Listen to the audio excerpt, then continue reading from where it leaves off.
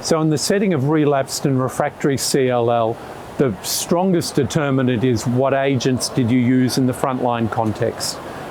So if you've used a BTK inhibitor, then switching class to a BCL2 inhibitor is generally preferred.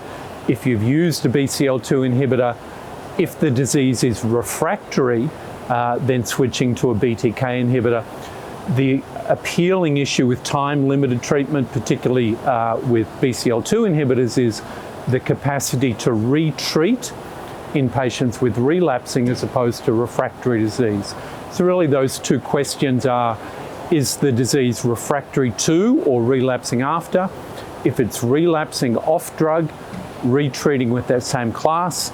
If it's refractory, then switching within class. If you have refractoriness to a covalent BTK inhibitor, then pirtobrutinib, the first-in-class non-covalent BTK inhibitor, is the next step.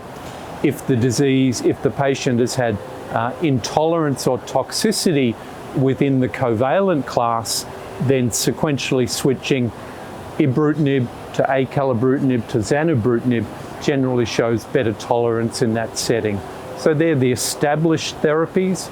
And then if you have disease which is refractory to both BTK inhibitors and venetoclax, then we're in the investigational context, and both the immunologic therapies, CAR-T and bispecific antibodies, have the greatest promise in that dual class refractory disease group.